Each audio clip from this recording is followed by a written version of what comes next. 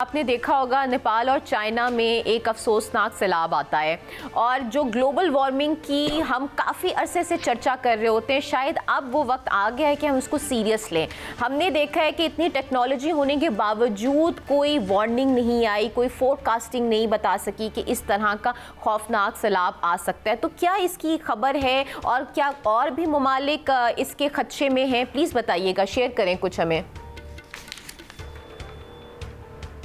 देखिए फरा साहबा, मसला यह है कि ये मौसमी असरात का अमल दखल है। इसमें अल नीनो जो है मौसमी असर जो क्लाइमेट चेंज का, ये सब कुछ उसका शाखसाना है। और जो अल नीनो है, मैं थोड़ा सा मुख्तसर सा बता के फिर मैं इस तरफ आता हूँ कि पाकिस्तान का इस जो है वो सबसे ज़्यादा जो है अब इस वक्त पाकिस्तान का खिता जो है वो ख़तरे में है। वो क्यों है उस तरफ मैं आता हूँ। क्योंकि अल नीनो जो है वो जो ख़ते अस्तवा से हवाएं चलती हैं समंदर के अंदर, वो गर्म समंदरों से ठंडे समंदर की तरफ जाती हैं और वहाँ जाके बड़ा मास जो है वो गर्मी का, वो एनर्जी का वहाँ उस तरफ मुंतकिल हुआ, जिससे एक जो है वो ऊपर फ़ज़ा में एक बबल बन गया और वो बिल्कुल जो है वो उसने वहाँ ऊपर की एनर्जी और नीचे की एनर्जी जो है वो रोक ली।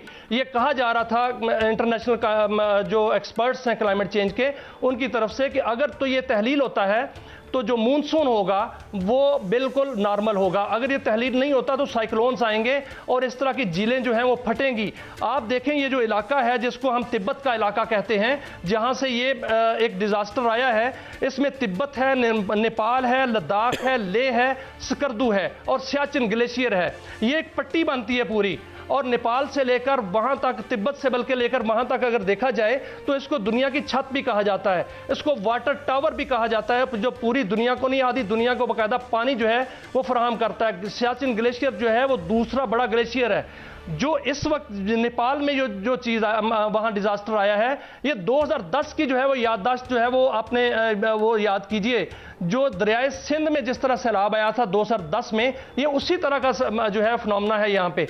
और ये कहा जा रहा है कि जो सियाचिन ग्लेशियर से लेकर तिब्बत तक की जो सैकड़ों झीलें हैं, बर्फानी झीलें जिनको कहा जाता है, वो किसी भी वक्त फट सकती हैं, जो कि दरियाए सिंध में उसका जो है असरात आ सकते हैं। आप स्कर्दू से लेकर सियाचिन से लेकर लेह और लद्दाख, ये सारा एरिया का अगर स्टडी करें तो वहाँ पर सैकड़ों झीलें ऐसी हैं जो कि बहुत ख़तरनाक हैं। वहाँ पर सैकड़ों टन वजनी जो है जो पहाड़ी बर्फानी तोदे हैं वो गिर रहे हैं। वहाँ पर हबस थी, वहाँ पर इस वक्त गर्मी की लहर थी और शदीद बारिशें थी, जिसकी वजह से जो ग्लेशियर झीलें हैं वो फटी और आपने देखा कि उसकी शिद्दत कितनी तेज़ थी। मैं गुज़श्ता साल जो है बुनेर गया, वहाँ पर जो डिज़ास्टर आया था, वहाँ पर जहाँ मैं इस वक्त स्टूडियो में बैठा हूँ, इस स्टूडियो में अगर 5 बड़े चट्टानें जो हैं वो इसमें आ जाए, बहुत बड़ा एरिया है ये, उस तरह के पत्थर जो हैं वो जिस तरह गुलेल में गुलेला उड़ के जाता है इस तरह उड़े थे और इस तरह गए थे। आज आप इसको देखें, नेपाल वाले इशू को, डिजास्टर को, वहां पर भी इतनी बड़ी चट्टान जो है वो पानी के आगे लग के चल रही है और बाकायदा तौर पर उसने आके तबाही मचाई है। वहां पर 1000 लोग लापता हैं अभी भी, और ये खतरा जो है वो पूरे हिमालय जो है रीजन को है। यहाँ ये मेरी आज बात हो रही थी माहिरीन से, उनका ये कहना था कि जो 2010 में 29 जुलाई को अचानक जो है सैलाब जनरेट हुआ था, इसी तरह का सैलाब जो है दरियाए सिंध में जनरेट हो सकता है। पिछले साल इसकी निशानी नजर आई थी थक नाला में, जो थक जो वैली है, थोर वैली जिसको भी वैली भी कहते हैं, वहाँ पे। अभी जो अगले साल खुदा न खास्ता, अल्लाह ना करे ऐसा हो, क्योंकि अल नीनो के बाद ला नीना आएगा, इसका जो बिल्कुल अपोजिट जो है वो असर जो होता है मौसमी असरात, उसमें ला नीना होता है। ला नीना जो है वो अगर आराम से गुजर जाता है तो अगला साल जो है वो बेहतर तरीके से गुजर जाएगा। अगर ला नीना जो है वो बेहतर तरीके से तहलील ना हुआ तो वही जो मॉस जो गर्मी का है और जो हीट होगी जो जनरेट हो चुकी हुई है, वो अगर उसी तरह रहती है तो फिर वो इसी तरह के साइक्लोन आएंगे।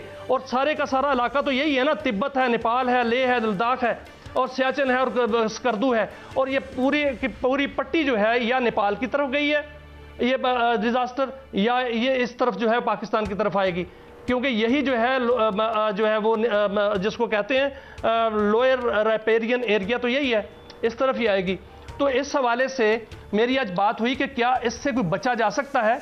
तो माहिरीन का ये कहना है कि अर्ली वार्निंग सिस्टम होना चाहिए, इससे हम नुकसान को कम तो कर सकते हैं, जो कि सिर्फ इंसानी जानी नुकसान कम किया जा सकता है, इससे कोई माली नुकसान जो है वो कम नहीं किया जा सकता। 2010 में आपने देखा कि 2010 तक, उस वक्त से लेकर 2010 तक जो है जितने भी सैलाब पाकिस्तान में आए, 30 अरब डॉलर का नुकसान हुआ, और 2010 में सिर्फ 10 अरब डॉलर का नुकसान हुआ। 2010 से 10 अरब डॉलर का। अभी जो नुकसान नेपाल में हुआ है वो 15 अरब रुपए जो नेपाली रुपए हैं उसका नुकसान हुआ है। पाकिस्तान को इसके ज़्यादा नुकसान हुए हैं, और पाकिस्तान में किसी भी वक्त जो ग्लेशियर जो है वो फट सकते हैं, और जो ग्लेशियर फटने का अमल है पाकिस्तान में इसलिए ज़्यादा है कि जो यहाँ पर भारत है, काबिल-ए-एहतराम मियां शाहिद साहब, दो बातें हैं। पर उन्होंने बाकायदा एक बेस बना रखी है जहां से, बट साहब सिर्फ 1 मिनट दीजिएगा, आपको 15 मिनट दिए हैं सर, है जहां से हर 5 मिनट बाद जेट त्यारे भी उड़ते हैं, हेलीकॉप्टर भी उड़ते हैं, और वहां से मिट्टी की लाइन जो है वो भी गई हुई है, वहां से असला भी चलाया जाता है, और बाकायदा ड्रिलिंग की 1000 ड्रिलिंग कर रखी है, जिससे सियाचिन ग्लेशियर की चूलें हिल चुकी हैं, और वो कोई किसी भी वक्त जो है बहुत बड़ा डिजास्टर सामने आ सकता है। दुरुस्त फरमा रहे हैं किबला मोहतरम मियां शाहिद साहब। दो बातें हैं।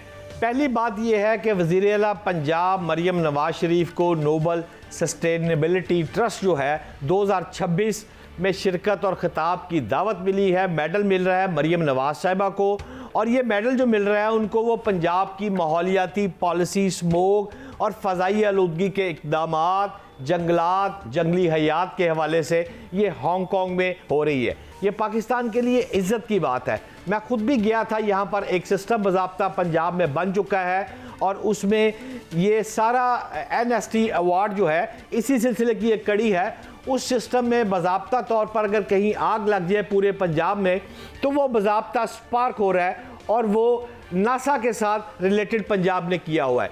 यहाँ पर ये काम हो रहा है। लेकिन जो आपसे पूछना चाहता हूँ, जो आपने गुफ्तगू फरमाई उसमें दरिया सिंध में हुकूमत की बात आपने फरमाई, 4 लाइनों में ये बताएं कि क्या उस दरिया सिंध की जो बात आपने की, हुकूमत कोई निज़ाम बना रही है या वफाकी हुकूमत सिर्फ हाथ पे हाथ रख के बैठी है?